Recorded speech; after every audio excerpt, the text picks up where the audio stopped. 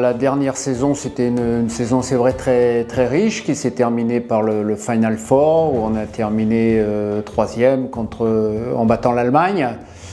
Avant, des propres termes de Didier, il y a eu une réoxygénation avec l'apparition de nouvelles têtes, ces joueurs, jeunes joueurs, donc qui changent considérablement le groupe.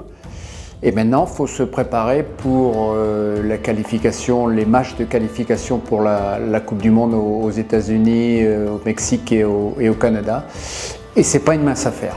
À peine 3 mois, d'ailleurs 2 mois et demi, on va commencer début septembre et on finira mi-novembre.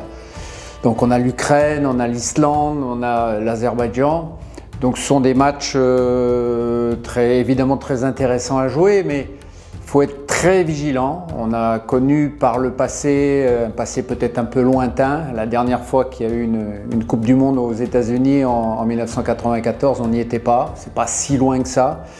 On a eu des qualifications très difficiles aussi en 2010, en 2014, où on avait justement joué contre l'Ukraine en novembre 2013 et on avait perdu le match aller. On a réussi à se qualifier au match retour, mais tout ça, c'est au bout du suspense, tout ça pour montrer que les qualifications, les éliminatoires de la Coupe du Monde, ce sont toujours des matchs difficiles, que ce soit la France, que ce soit d'autres pays, l'Espagne, l'Angleterre ou autres. Et donc, il faudra très bien se préparer. Ça ne veut pas dire qu'on craint les équipes adverses, mais il faut les respecter. C'est de penser que le match va être facile, c'est de penser que le match est gagné d'avance, alors que chez les Ukrainiens, il y a aussi beaucoup de bons joueurs. Il y en a un qui arrive au PSG, il y en a d'autres qui jouent dans des équipes de très bon niveau. Donc il faut faire attention, il faut bien se préparer.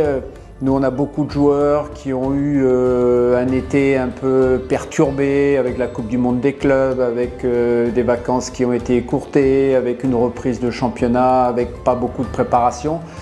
Donc, il faut faire attention. Voilà, je ne dis pas, il ne faut pas avoir peur de ses adversaires. Il faut avant tout les respecter. Et avant tout être prêt au moment où il faudra, c'est-à-dire le 5 septembre en Pologne, c'est un match à l'extérieur, où il y aura un public ukrainien qui évidemment encouragera beaucoup son équipe. C'est un peu gênant de dire ça, mais on a tellement eu de bons résultats ces dernières années qu'on pense que l'équipe de France, c'est très facile, quoi. Ils vont arriver, et il suffit de se présenter sur le terrain et le match est gagné. Alors que c'est pas du tout ça dans le haut niveau.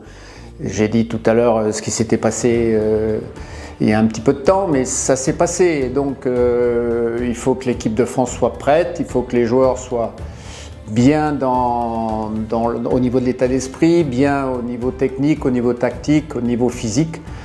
Et voilà, et surtout avoir confiance.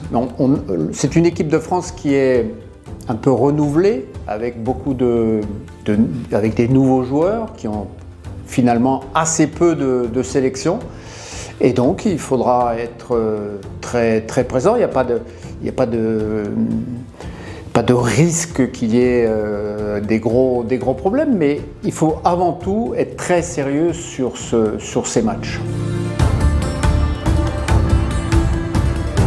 Oui, il y aura un match en septembre, un match en octobre, un match en novembre. Alors c'est très court parce que c'est des groupes de 4, c'est 6 matchs. Et il n'y a que le premier qui est automatiquement qualifié. Le deuxième fait les barrages et on ne sait jamais ce qui peut se passer dans les barrages. Donc l'objectif, c'est d'être prêt tout de suite. Et au Parc des Princes, le Parc des Princes sera plein sûrement contre l'Islande pour le deuxième match. Mais avant tout, il y a d'abord l'Ukraine et bien se préparer.